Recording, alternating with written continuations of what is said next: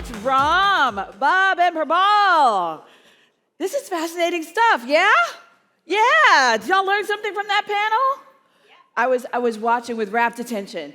So just so y'all know, I may not be a technologist, but honestly, it's easy to see the potential in the edge, right? It gives a whole new meaning to living on the edge. We're living on the edge. I'm not saying, I'm just saying. Anyway, I just want to let you all know that our final session of the day, I dare say, may be the best that we're saving for last. The best. We're all experiencing, right, the fast changes that need to happen with every technology disruption. Every industry right now is challenged with preparing for the future today and delivering the ultimate experience to customers and employees alike. Joining us today are leaders who are innovating in their organizations to do exactly that. Please join me in welcoming back to the stage BMC's Man in Miami, Chief Revenue Officer, Jason Andrews. Move it, baby. I like to move it. I like to move it. Thank you.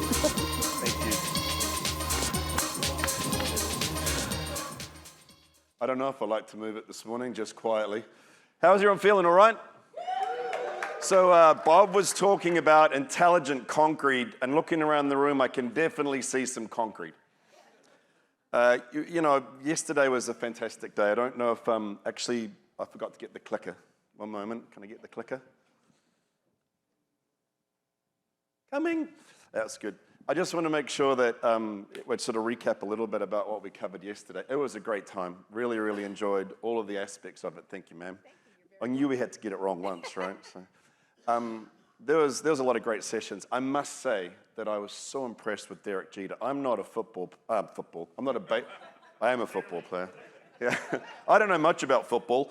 I'm not a baseball guy, but geez, he's just a good human, right? He's just a really good person. And chatting to him out the back and listening to some of the things he's doing, it was just fantastic. And he's off today flying up to New York for his charity event, and he's just doing some fantastic things around the place. Anyway, moving on. As Wendy pointed out, this is the last session, formal session for today. And these people aren't experts at speaking on stage, like me, but they are experts in their field and what they do. So what we wanted to do is have another Oceanside chat with a group of customers that are doing some amazing things with what they're doing actually in their environments and delivering and working with BMC Solutions. So what I want to do is take the opportunity to invite these gentlemen up on stage, welcome my friends up on stage, because we've been having some great fun out the back, not listening to Ram.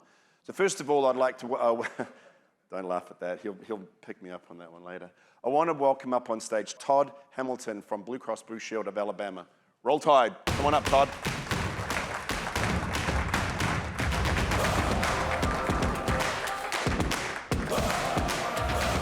How are you, mate? Have a seat, see you. Roll Tide. Yeah, Roll Tide.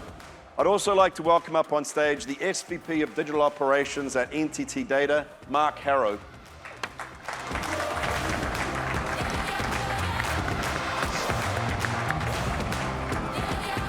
How you doing? Hey, Mark, welcome, mate. Have a seat. Thank you, sir. Also coming out, we have the IT Director at Raymond James, Chris Hayes. Come on, Chris.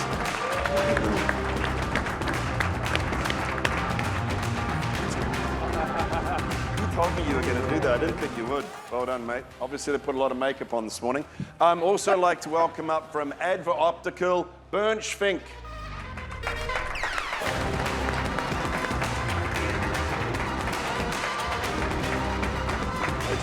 Guten Morgen. Guten Morgen, Herr Schwenk. Wie geht's? Sehr gut. Awesome.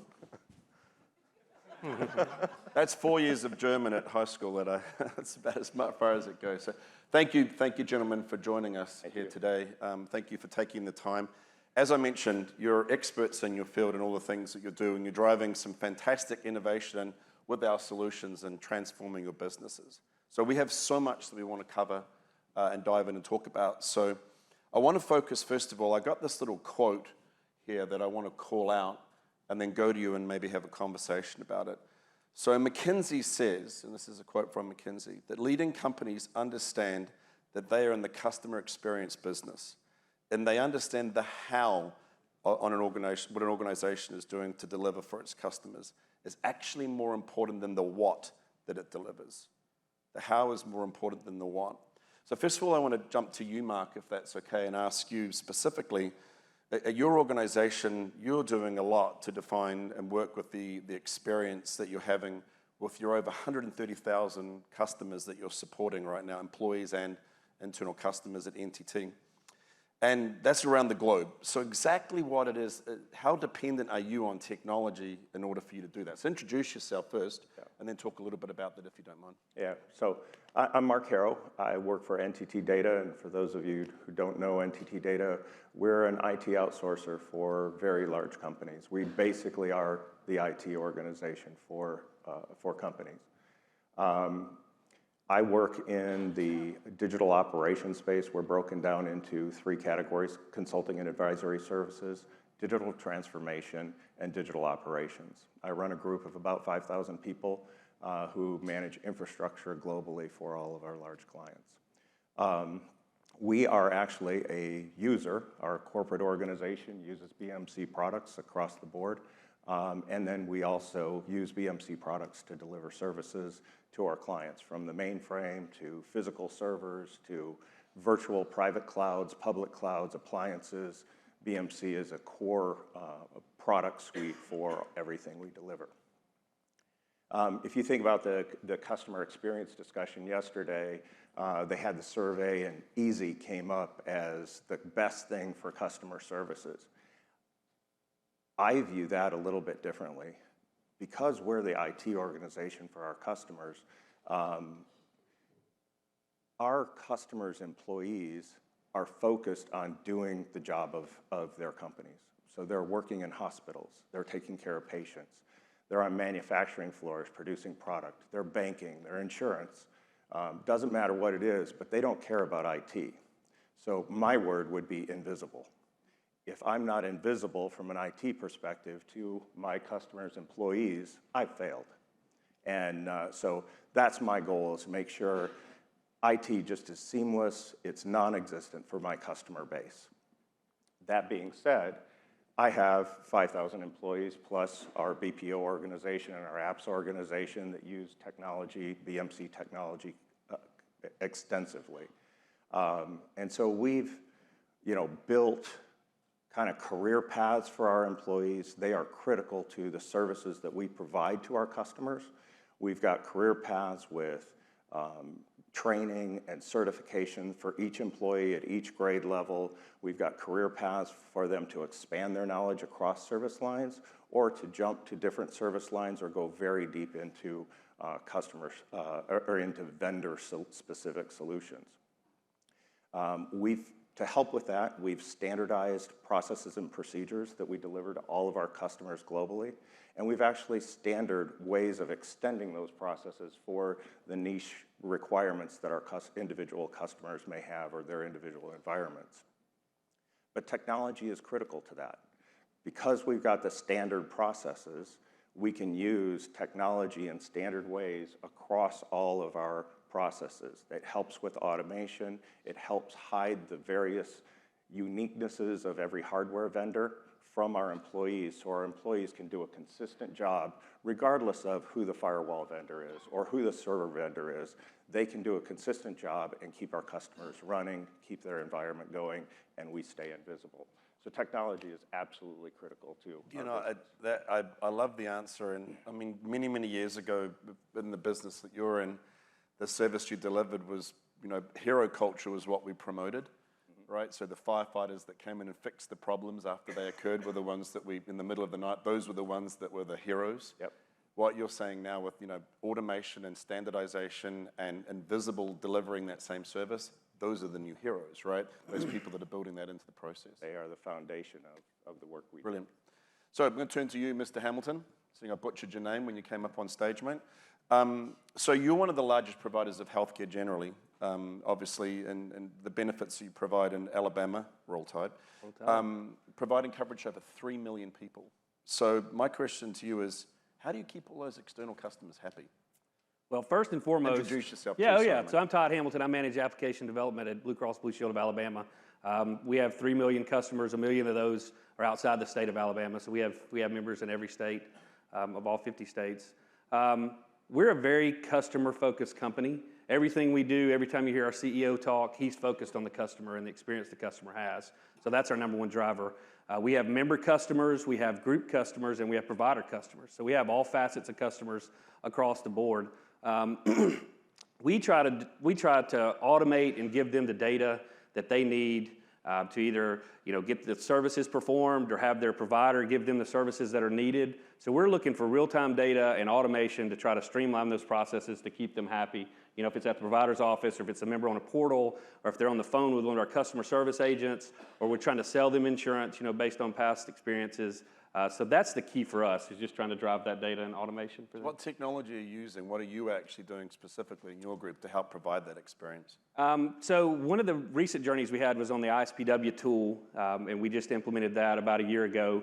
And that's really helping us streamline and go to more of a DevOps on the mainframe. So the mainframe is the heartbeat of our company. A lot of companies shy away from the mainframe, but that's us, and we really doubled down on that technology. And we're looking for ways to automate deployments, and that's really helped us to give our customer solutions faster. That's fantastic. So I want to shift focus a little bit and maybe drill into a bit more about the digital-first culture. And a precursor to this is not just thinking about technology, but also weighing in the impact that people and process have around that technology, and all the combination of those, the way we bring those things together to deliver a service. So, Mr. Bernd, Mr. Schwenk, thank you for being here. I have a question directly for you. So, Bernd, you're the CIO, right? And Adva's digital transformation, I know it's been a journey for you, and it continues to be a journey for you. So what does the digital mindset of the people that work for you and the company at ADFA, what does it actually mean? Explain that to us. Yeah, hi, I'm Ben Schwenk, I'm CEO of ADFA. ADFA is providing network equipment to carriers and CSPs, and we also do precise timing solutions. We're a mid-sized company, but our operation is globally, from China to Europe and, and to the US. What does digital natives mean for us? Basically, today you want to make it as easy as possible for people to deal with your or handle your IT services you provide as a company. You also have to consider that we're in a constant fight for young talents today, and if you look at the native, digital natives today, they don't want to deal with a lot of hurdles to access information. They want to just have it at their fingertips. They're sometimes not very patient to get their information. But it's a mixture in the company. You also have, people working for the company for 20, 30 years. And you have to provide kind of services, make it possible for all the generations, basically 3 different generations nowadays, to access and consume your services. And to do that, you have to make it easy, which is the hard part. Because, making something complicated very easy, but making something really easy to use is also hard, because you have to consider also the company interest, it has to have some foundation in security. It has to have some foundation in where is my data stored. We're based in Germany, so in Europe, GDPR is a big topic about personal data. So the transformation really is to enable people using even internal applications via cloud services, enable them to easily open any kind of service requests or tickets they have just using a phone or using a laptop. So the transaction with these kind of people must be quite easy and straightforward to really empower them to use your services. If you make it hard, and people are not using your services, they find other ways around. So the trick is really to make it very easy. And I know you support like a proper mobile workforce, and I know you definitely have been embarked on, have a journey around being hybrid, right, with the way you deliver cloud-based services and your own on-premise stuff. So looking ahead, Bernd, how do you prepare your employees' needs for the future with technology investments that you are making? Well, it's a very good point, Jason. We making a lot of investments in the cloud, but we also still continue to run specific services on-prem for, you have government reasons, but also you have cost reasons. The cloud it's always a decision whether you move services into the cloud or you keep them on-prem. But we're living clearly in a hybrid world. And how do we do that going forward? It's really about analyzing the service we're going to offer for our internal customers, and then make a clear decision whether to move the service into the cloud, doing a hybrid solution, or keep the service on-prem, but then still make it easy for people to access this kind of service with the proper security in the backend. The investment we're making clearly is we building strategic services as cloud or hybrid services. The challenge we have as a company, clearly moving everything into the cloud, is you save a little bit on workforce running services in your backend data centers, but you need the same amount of people today having kind of governance for your cloud service. The challenge moving something into the cloud is, and this is a good thing, but it's also a bad thing of dealing with it, is cloud services are moving quite fast. So they're quite agile. You need a good team to analyze what's coming up on your cloud services, and then decide whether we're going to use this function, we're going to use this function later, or we're not going to use this new functionality at all. And it's the same thing for offering internal services. Basically, you have to be very agile. You can't tell your internal customer group that this service is going to be available next year at the same time because we need some time to develop it. It's really the agile development we have to invest in, doing sprints. We releasing functionality every month. If it comes to internal applications like our ITSM solution, to speed up. So and it can be very small. You just have to show people that there is progress. People nowadays, they don't want to wait for half a year or a year to see something going on.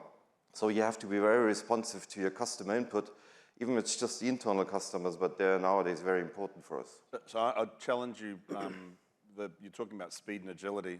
One thing you've mentioned to me is that your employees really value reliability, right? So they definitely want both. So can you elaborate a little bit about how you manage that balance about being fast and proactive, but also ensuring that you're providing a valuable, reliable service? Because that's a challenge.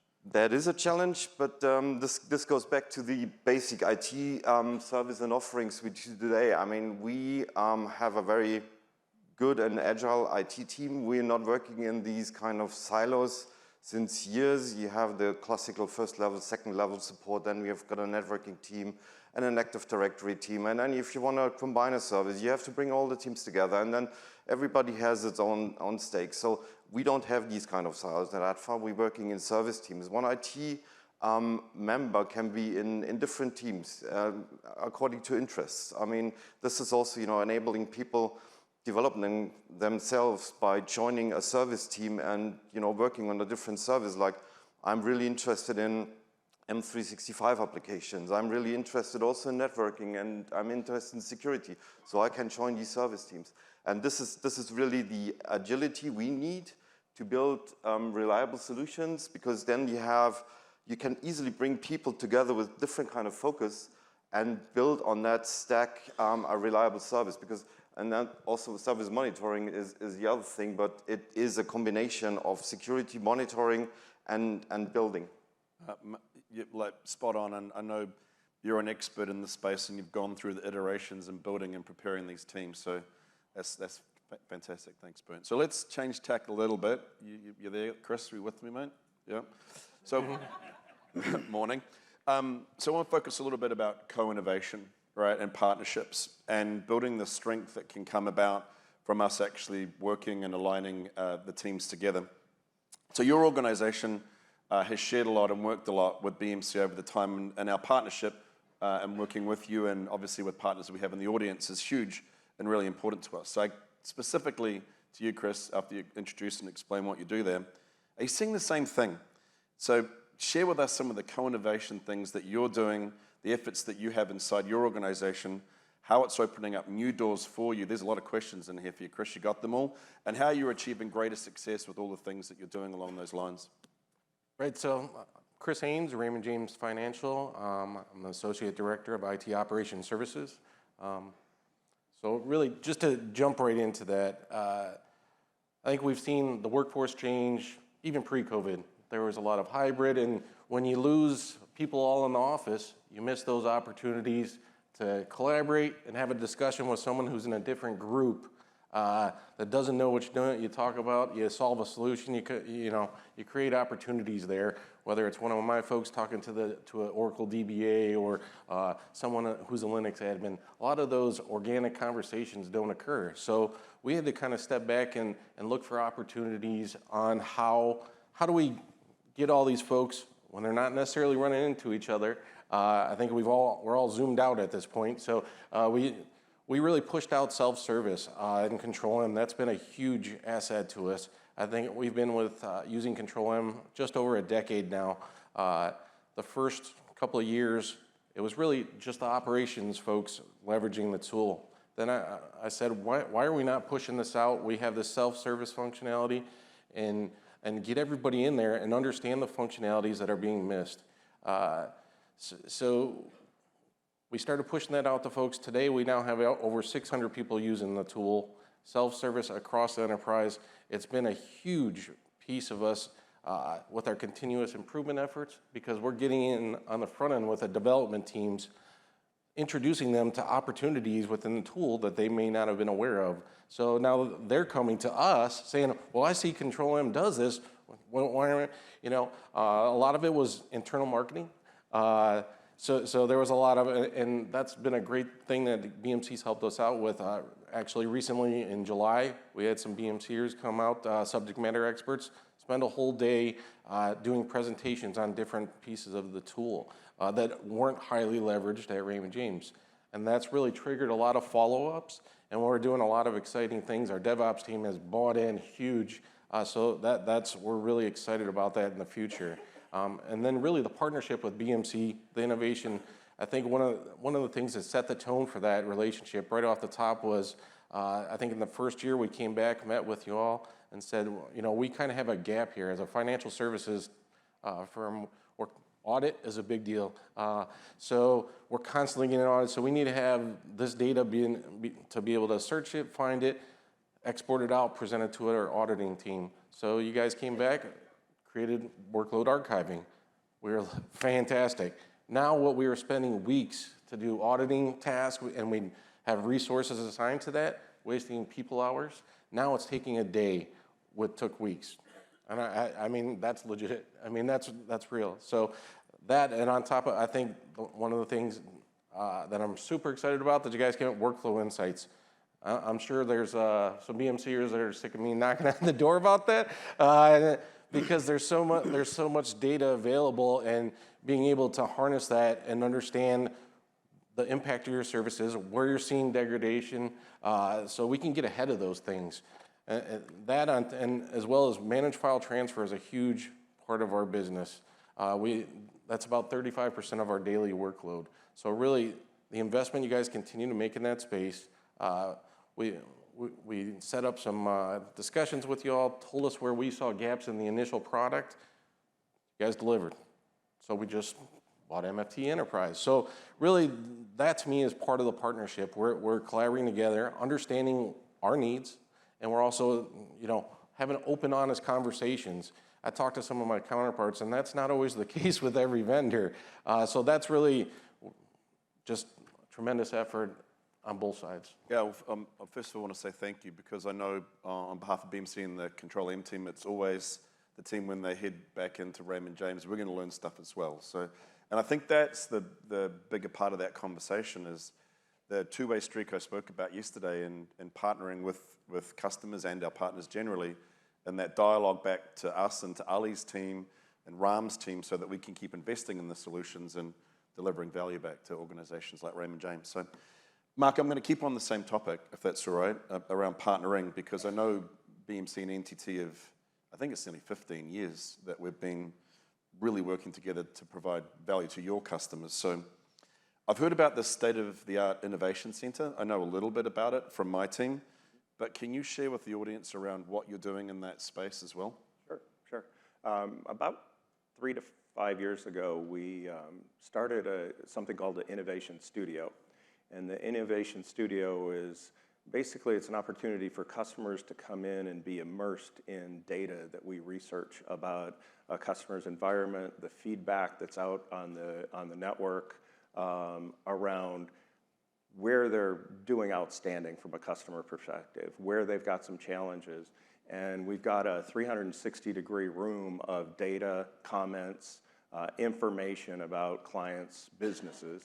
And from there, they can glean, how do I get better at the things that I'm doing great at? Or what opportunities do I have to address some challenges? And then we've got basically an innovation center area where they can do plans, where they can prototype things. We bring in architects and consultants that have deep industry experience. And then we bring in technologists that have deep technology experience. We bring in partners like BMC to help customers develop strategic plans for how they move forward in the digital transformation. We're seeing a lot of activity in security right now, the number of security issues out there and challenges, and how do we help customers harden their security platform, working very closely with our partners in accomplishing that with our customer base as well. About a year ago, based on the success of the Innovation Studio that we have in Plano, we've expanded it into a concept called the Innovation Centers. And we've got about 5 of them that are being built right now. And they're focused on medium to long-term solutions for our customers. And we're really looking at how do we change technology? How do we advance a customer's business through technology? So we'll actually bring scientists in various categories of technology and product lines, as well as the industry experts and our technology experts, and build a 5 to 10-year strategy to help a customer really transform their business. That's been a success. We've just launched the first innovation center and building out the next 4 of them over the next 2 years, I believe. So yesterday, walking around the room and watching people in the marketplace, I had a couple of people come and ask me some rather deep technical questions. Probably better if they come and talk to y'all. But it's interesting when I look at the marketplace, the new innovations that we're seeing here, and the things that Ram and his team are building. It's coming directly from feedback from customers and partners, which is exactly what you say is happening in your innovation centers. But do you get this direct feedback that comes from the customers? You mentioned a lot about your internal teams, but I'm sure you get that value prop that your organization, the customers are bringing that back into that same environment as well. Is that a mechanism that exists for you as well at NTT? Customers bring information to us constantly, either through quarterly business updates or in the Innovation Center itself. They'll provide information, but they're also looking for what their peers in the industry are doing, what strategies they have that are working. Obviously, we're not going to break confidentiality things, but customers really want to learn from their peers. And because we've got industry experts, we can share that information, and then customers bring that information to us that can then again be shared. So yeah, the Innovation Center has just been a tremendous value to our customer base, and hopefully we see it continue to grow. Excellent. Thanks, Mark, for that. I want to move on a little bit and focus in a bit around ADE, the Autonomous Digital Enterprise. I talked yesterday about it being a framework, maybe even more importantly, a journey, right, that we all go through. And you're referencing different aspects of BMC technology or the other organizations that you're working with, or what's happening inside your environment. But I know everybody in the room is probably going through some aspect or some view of where they are or what they're working on right now, and delivering services back to their employees, or delivering value back to their organizations. So there's impressive work happening, all right?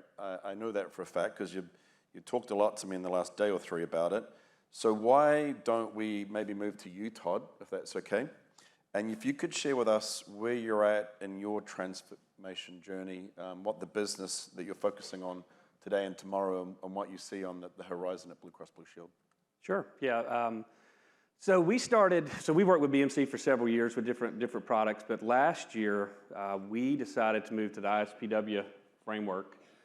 We came with a very aggressive timeline to BMC, and it was around a 6-month, hey, we need to migrate, we need to have all of our data shifted over, and it was something we thought was aggressive, but you guys really jumped in and helped us there, so that was huge. You came in, you trained our employees, we migrated our data, and it went off without a hitch. So that really helped us start to streamline processes and how we're automating work and how we're pushing that out.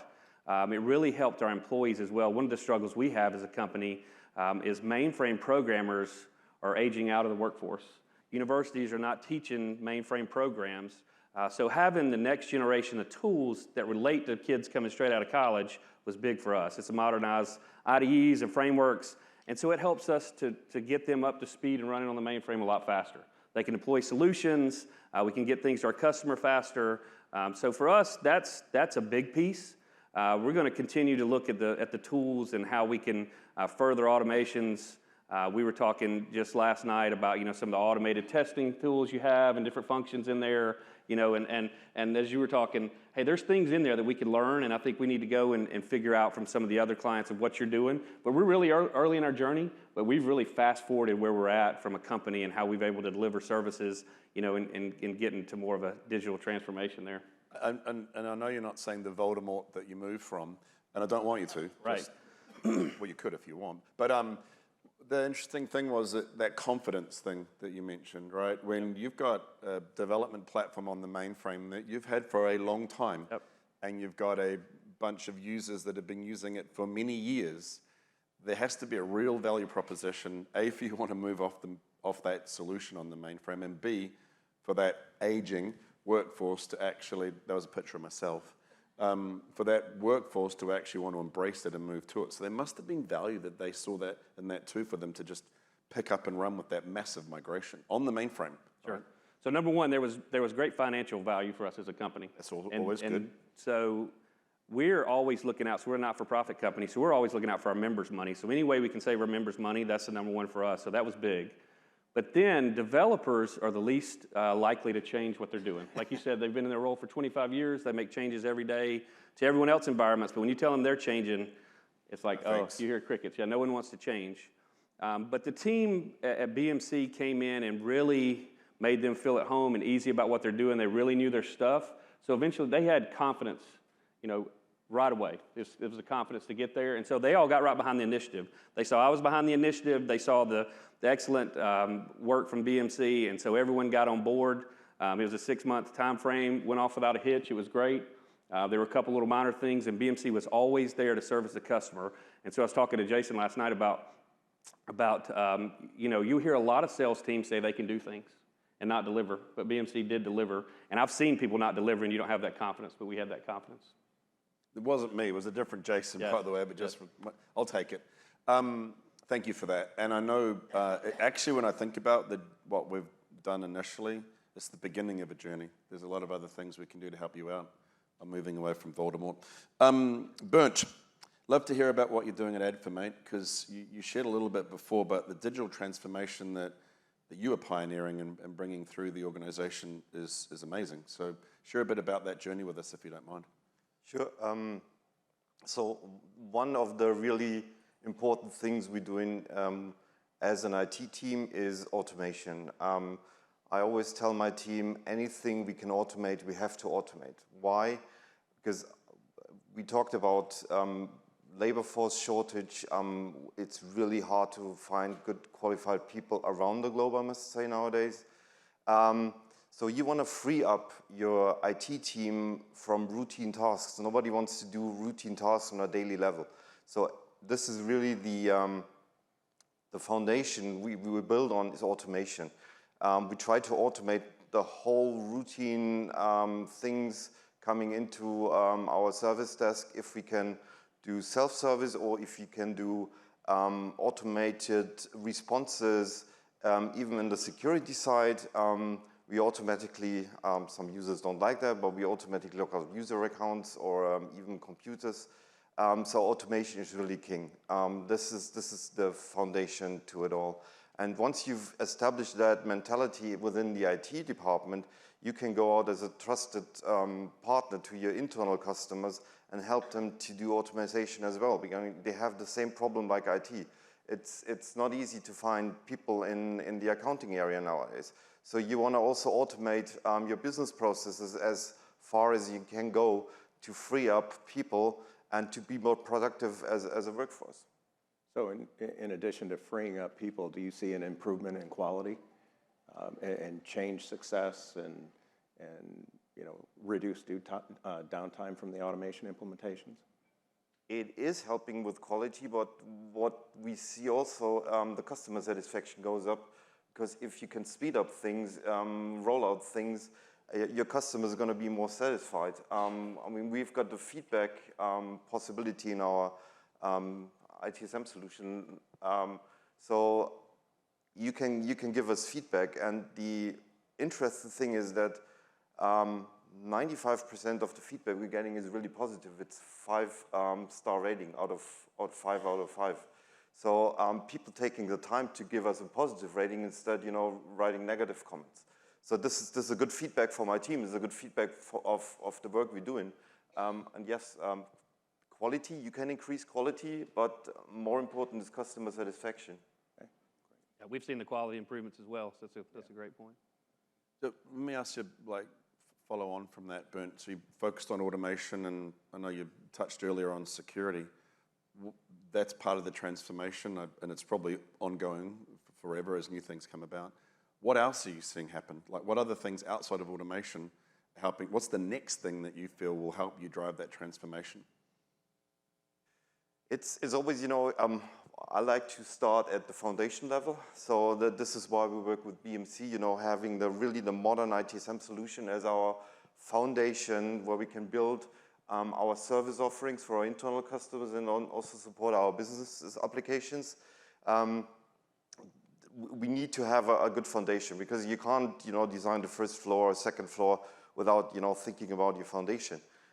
This is where we're investing right now. I mean, we have to be agile, and agile means also with our IT services. So, for example, we're using now Discovery for 1 year, and this is really, it's an amazing tool, because it gives us the possibility.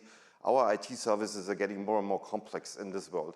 And there is no way we're going to simplify them, because we're moving into the cloud. So you have cloud services combined with on-prem offerings, but you need to have a dynamic service discovery and also reporting on it.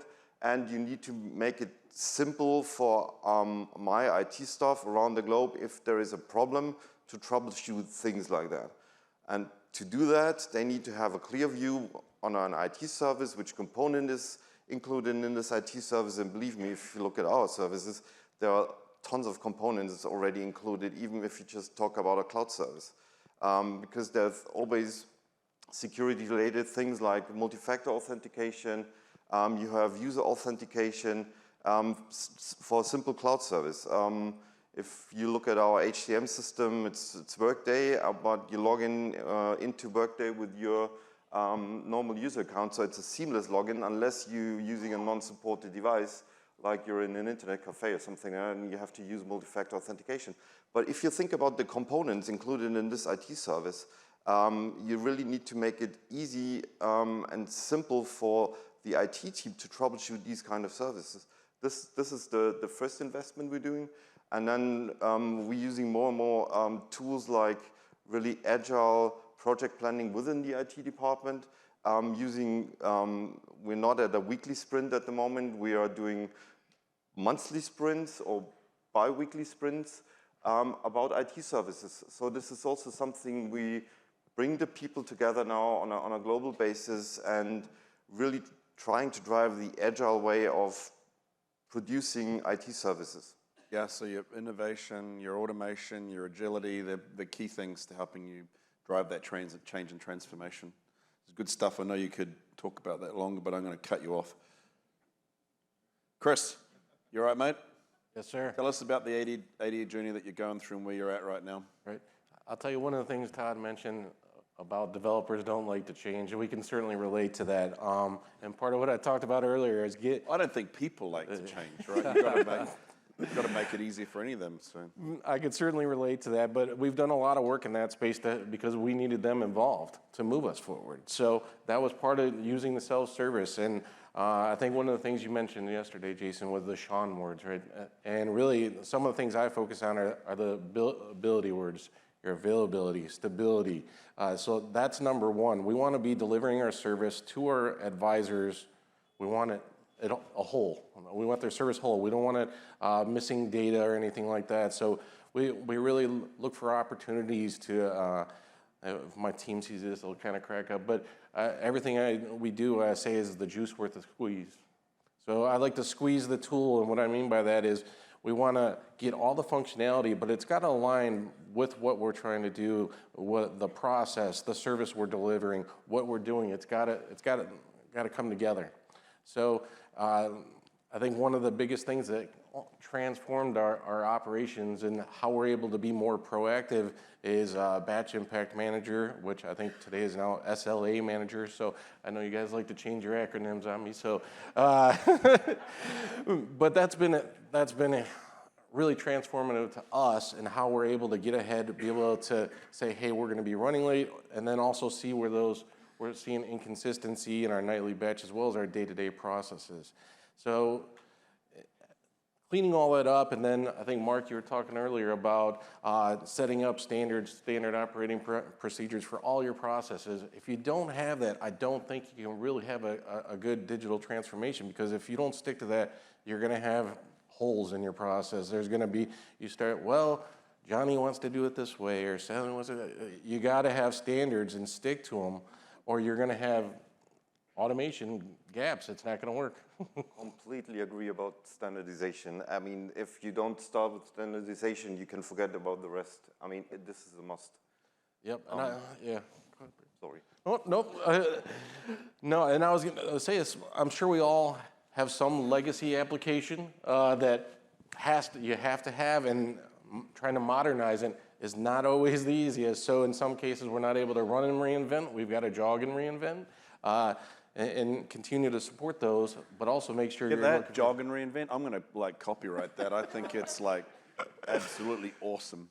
So, and really the next piece is all the data that we're able to pull from Control-M, talking about the archiving aspect, talking about the data we pull from BIM. We're able to see where we're seeing some degraded performance and things, whether it's on a platform or whether it's something new that's been introduced. We're able to identify those things, have conversations with those stakeholders, and also hold stakeholders that are, accountable if they're not doing things the right way. So it's really, those are big pieces. And then finally, I think it's been a theme, agility.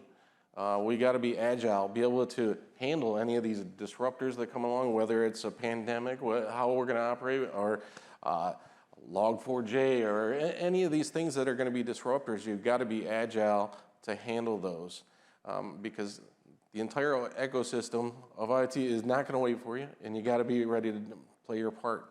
I want to pick on something, because I know you've mentioned it to me before, and that's the use of data, right? And I think the audience would like to hear how you're leveraging what you talked about, self-service, and how you're leveraging Control-M, because what's really become important is access to the data, and the data is becoming the key element.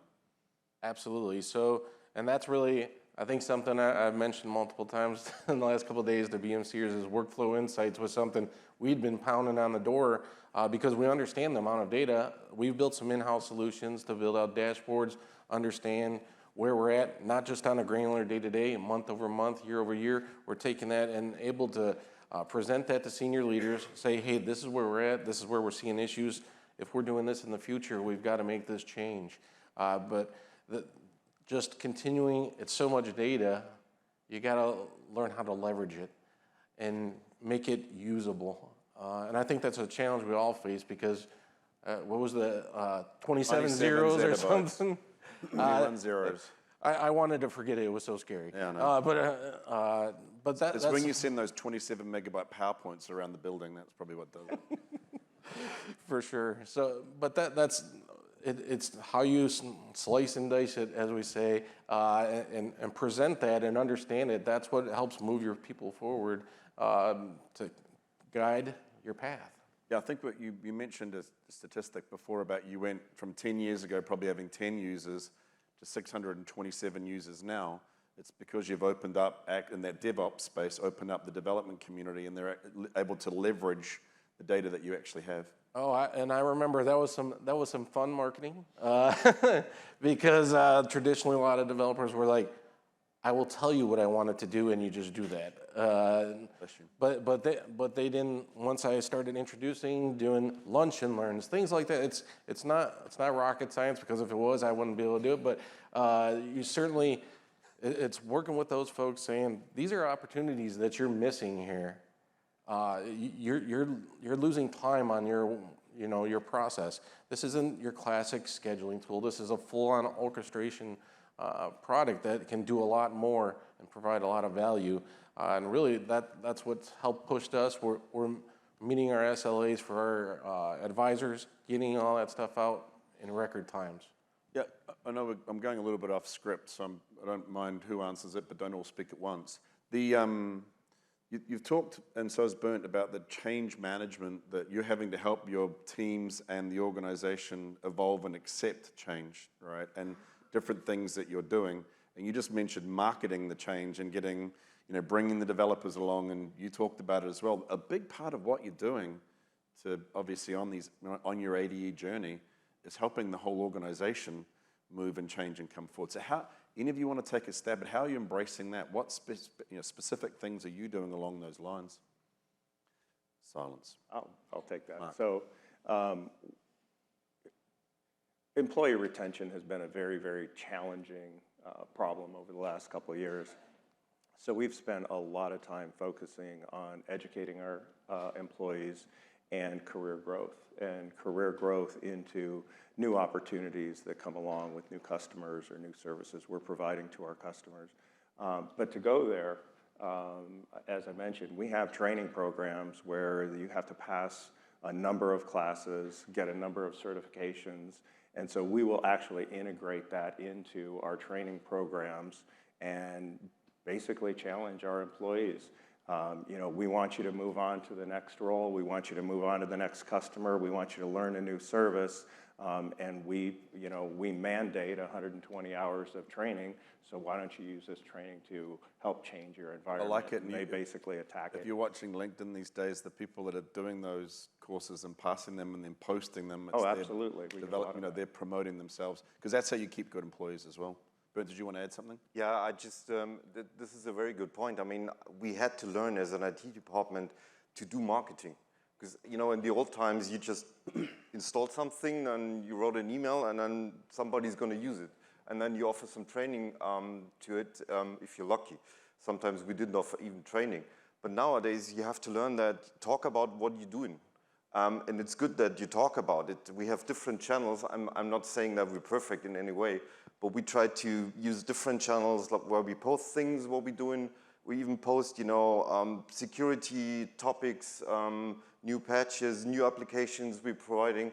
But you need to talk to people. You need to be communicative.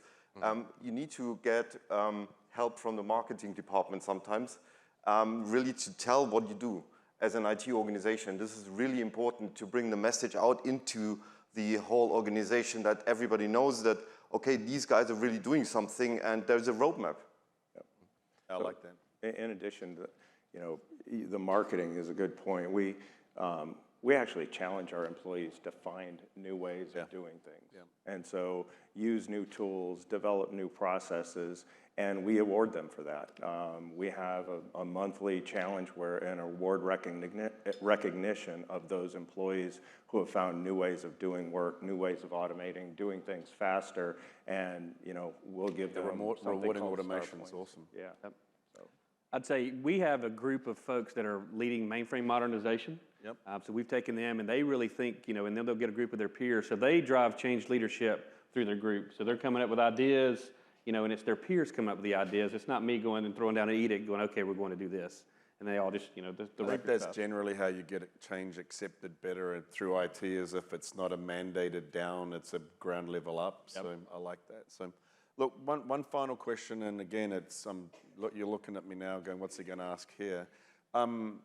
Is there just one thing you'd like to leave with the group here that you've found in yourself in this 80-year journey, in your journey with BMC, one like nugget that really helped you, like in your teams, crack the code on getting the change and doing what you're doing successfully with your teams, because you are providing some fantastic success stories out of what you're doing. Is there one little nugget, one thing that was a aha moment for you or your team along the journey? 3, 2, Chris. I think when I learned the juice is worth the squeeze and how to apply that, that really once that kind of was like the light bulb went, why are we doing this? Is this really worth it on the other side? Why are we spending people hours doing this? It's got to make sense for us to put forth the effort. And once I've kind of set the tone, and my team goes nuts every time I say it, they all laugh, but they've bought in. And we've gotten that across the whole group. I try and, with all my counterparts across the organization, I use it regularly, and it's a theme that I continue to live by, because if it's not worth it, why are we doing it? It's got to be something that's going to benefit us, benefit our customers. Those two things, we got to maintain that. Just doing something just to do it, it doesn't make sense to me. Yeah, so I'll rephrase a little bit. I have the benefit of talking to quite a few customers over the years. It's amazing, and literally sometimes in Houston, I'll talk to, say, 2 banks in the same day that are using the same product on the same version, on the same technology stack, and one will say, "I'm in love," and one will say, "I want a divorce." And you have to then think about, are they getting, what is the squeeze phrase that you use? Is the juice worth the squeeze? That's exactly what it's like. Are they accepting, adopting, and implying change? It's not just the technology, it's all the aspects of making or receiving value. That's a really, really good point. Gentlemen, anything else? I'd say for us, the speed to market, and just the consistency that we see in the processes. We had a process before, but the new process is way better. It's more consistent, and it is streamlined in how we do business. ISPW on the mainframe, and it's now modernized DevOps, right? You're actually doing what the rest of the platform. We're probably more modernized on the mainframe from a DevOps standpoint than we are in distributed, so that's saying something. So. Quote that, ladies and gentlemen. Take that and post that. John McKinney's already written that down. I'll say, there probably isn't a nugget that I'd like to communicate that we have. I'm looking forward to AI Ops. We're cool, partnering with BMC right now to do a proof of concept on AI Ops. And from my perspective, you can't do business without the capability of discovery, of relationship mapping, of event correlation. We handle hundreds and hundreds of thousands of tickets a month, events a month, and you think about one network outage that takes down 20 servers. That's 21 tickets that get produced, and I want to know that there's one ticket I got to pay attention to. On the other hand, if it's a storage switch that went down and it affected 21 Linux servers, you're going to have to reboot those servers. So I need to very quickly simplify what my teams need to focus on, and AI Ops is just the way to go here, and I can't wait until we complete this I had a concept. little tagline for the team yesterday. Instead of predictive ops, it's getting away from unpredictive whoops. Yep. And we want to make sure that, if you haven't seen it, go and have a look at that, because it's some cool stuff. So, gentlemen, thank you very much. I know probably, walking on stage and talking to your peers and, however many people are watching online and can seem overwhelming, but your stories are worth capturing and definitely sharing. So I know you're going to be around. Actually, 2 of you are flying in about 3 minutes. You've got to race you out of here straight away. But I know the other 2, you'll be here for the rest of the day. And if people want to come up and chat with you, I think that'll be well worthwhile. But I just want to say thank you so much. And you're fantastic customers. And I know we have a great partnership. And I'm looking forward to that in the future as well. Thanks for Thank having you very much. Thank you. Let's go, guys.